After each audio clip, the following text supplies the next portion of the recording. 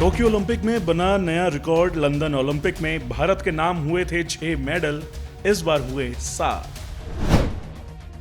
Tokyo Olympic में नीरज चोपड़ा ने रचा इतिहास, भाला फेंक में जीता गोल्ड मेडल। बजरंग पूनिया ने जीता कांस्य पदक, 8-0 से कजाकिस्तान के पहलवान को हराया। 15 अगस्त से पहले दिल्ली में सुरक्षा व्यवस्था कड़ी, पुलिस ने चिपकाए 6 मोस्ट वांटेड आतंकवादियों के पोस्टर।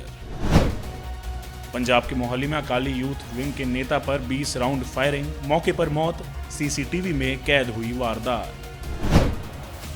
जॉनसन एंड जॉनसन की सिंगल शॉट कोरोना वैक्सीन को भारत में मंजूरी, अगले 2 हफ्तों में उपलब्ध होगा टीका। और तलाक का मजबूत आधार है मैरिटल रेप, पति की अर्जी खारिज कर केरल हाईकोर्ट ने दिया अहम फैसला।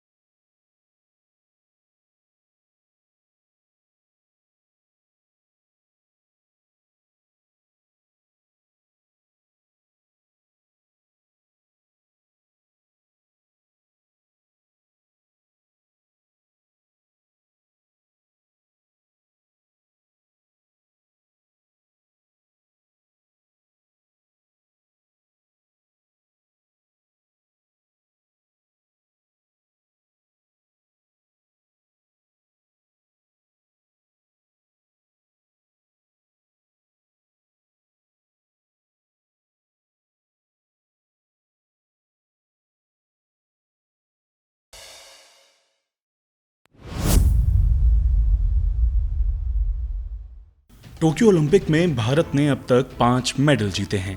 इनमें मणिपुर की वेट लिफ्टर साइखोम मीराबाई चानू ने देश के लिए सबसे पहले वेट लिफ्टिंग में सिल्वर मेडल जीता।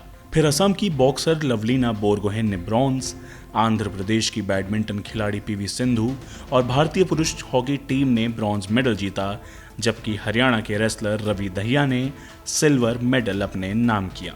एक तरफ खिलाड़ियों के लिए ओलंपिक में जीत हासिल करने के साथ ही बधाइयों का तांता लग गया, तो वहीं राज्य सरकारों ने खिलाड़ियों के लिए बड़े इनामों का ऐलान किया है। महिला वेटलिफ्टिंग 49 किलोग्राम वर्ग में सिल्वर मेडल जीतने वाली मीराबाई चानू को मणिपुर सरकार ने ऑफिसर रैंक की नौकरी देने का वादा किया है। सीएम बीरेन्द्र सिंह ने कहा कि मीराबाई चानू को 1 करोड़ का इनाम दिया जाएगा। इसके अलावा सिल्वर मेडलिस्ट को राज्य के शिक्षा विभाग की तरफ से 3 लाख, जबकि भारतीय रेलवे की ओर से 2 करोड़ रुपए इनाम के तौर पर देने का ऐलान किया गया। रेलवे ने इसके अलावा चानू को टिकट इंस्पेक्टर से प्रमोट करने की भी पेशकश की है। बता दें कि वो भारतीय रेलवे में टिकट इंस्पेक्टर का काम कर चुकी हैं। असम की बॉक्सर लवलीना बोरगोहेन ने टोक्यो में बॉक्सिंग की महिलाओं के वेल्टरवेट कैटेगरी में ब्रॉन्ज मेडल जीता, जिसके बाद उन्हें प्रोत्साहित करने के लिए पीडब्ल्यूडी विभाग ने बॉक्सर के घर को जाती कच्ची रोड की मरम्मत करने का काम शुरू कर दिया। वहीं मुख्यमंत्री हेमंत बिस्वा शर्मा ने कहा कि लवलीना को राज्य में हाई रैंकिंग सरकारी पोस्ट दी जाएगी। बैडमिंटन खिलाड़ी पीवी सिंधु ने भी टोक्यो में ब्रॉन्ज मेडल जीता है। इसके बाद राज्य के मुख्यमंत्री वाईएस जगनमोहन रेड्डी ने राज्य की खेल नीति के मुताबिक खिलाड़ी को 30 लाख रुपए देने के आदेश दिए हैं। इसके अलावा आंध्र प्रदेश सरकार ने पीवी सिंधु को डिप्टी कलेक्टर के पद पर तैनात करने के आदेश दिए हैं। बता दें कि पीवी सिंधु दूसरी भारतीय खिलाड़ी और पहली भारतीय महिला खिलाड़ी हैं जिन्होंने लगातार 2 ओलंपिक मेडल अपने नाम किए हैं। भारतीय पुरुष हॉकी टीम ने बीते दिनों ओलंपिक में देश को 41 साल बाद मेडल दिलाया है। टीम ने जर्मनी को हराते हुए ब्रॉन्ज मेडल अपने नाम किया। इसके बाद मणिपुर, हरियाणा और पंजाब सरकार ने अपने खिलाड़ियों के लिए इनामों का ऐलान किया है। मणिपुर सीएम ने टीम के सदस्य नीलाकांता शर्मा को उचित नौकरी और 75 लाख रुपए का इनाम देने का ऐलान किया। इनके अलावा पंजाब के खेल मंत्री राणा गुरमीत सिंह सोढ़ी ने ऐलान किया है कि राज्य सरकार हॉकी टीम में पंजाब से आने वाले हर खिलाड़ी को 1 करोड़ रुपए देगी। वहीं हरियाणा और मध्य प्रदेश ने अपने खिलाड़ियों के लिए नकद इनाम और नौकरी का ऐलान किया है।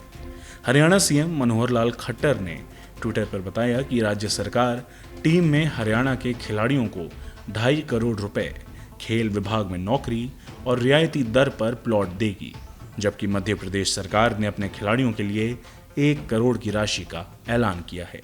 ओलंपिक में रेसलिंग में सिल्वर जीतने वाले रवि दहिया के लिए भी राज्य सरकार ने कई तरह के इनामों का ऐलान किया है। पहलवान को हरियाणा सरकार की ओर से 4 करोड़ रुपए, सरकारी नौकरी और रियायती दर पर फ्लैट मिलेगा। रवि दहिया के गांव नहरी में आधुनिक सुविधाओं से लैस इंडोर कुश्ती स्टेडियम भी बनाया जाएगा। ब्यूरो रिपोर्ट, गो न्यूज।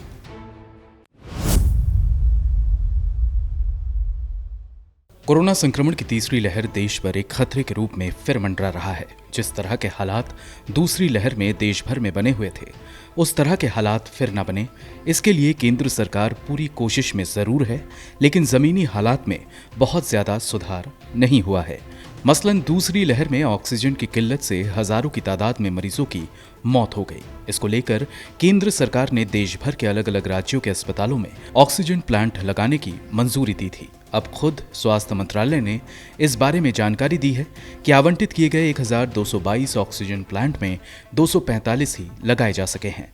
स्वास्थ्य मंत्रालय के राज्य मंत्री भारती प्रवीण प्रवार ने लोकसभा में बताया है कि 1222 पीएसए या pressure swing adsorption oxygen generation plant लगाने को मंजूरी दी गई थी, जिनमें पहले चरण में 162 प्लांट लगाए जाने थे। पहले चरण के दौरान आवंटित इस 162 ऑक्सीजन जनरेशन प्लांट में 6 प्लांट डीआरडीओ को रीएलोकेट किया गया है। इनके अलावा बाकी 156 प्लांट में 153 वर्किंग में है। ये सभी ऑक्सीजन प्लांट 1771.76 मीट्रिक टन क्षमता के लगाए जाने थे।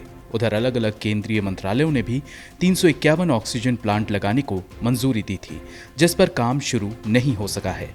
अगर राज्यवार आंकड़े देखें तो सबसे ज्यादा 127 ऑक्सीजन प्लांट उत्तर प्रदेश के लिए आवंटित किए गए थे, लेकिन इनमें सिर्फ 25 पर ही काम हुआ है। इनके अलावा मध्य प्रदेश के लिए 88 आवंटित किए गए, लेकिन काम सिर्फ 12 प्लांट पर ही हो सका, जबकि बिहार में 62 आवंटित किए गए थे और सिर्फ 5 पर ही काम हुआ या प्लांट लगा दिए गए हैं। केंद्र शासित प्रदेशों में, जिनमें लक्षद्वीप में 2 और अंडमान निकोबार द्वीप समूह में 3 ऑक्सीजन प्लांट लगाए जाने थे, जिनमें 1 पर भी काम शुरू नहीं हुआ है। एक्सपर्ट की माने तो कोरोना की तीसरी लहर इसी महीने दस्तक दे सकती है। एक्सपर्ट ने चेताया है कि तीसरी लहर में हर रोज 1 लाख मरीज सामने आ सकते हैं। हालांकि तीसरी लहर को लेकर अभी ये स्पष्ट नहीं है कि ये कितना विनाशकारी हो सकता है। अगर वैक्सीनेशन के हालात की बात करें तो देश में अब तक 38.93 करोड़ वैक्सीन के डोज लगाए गए हैं। Our World in Data website के मुताबिक देश की अब तक 27.62% आबादी को या तो एक डोज या दोनों डोज लगाए जा चुके हैं।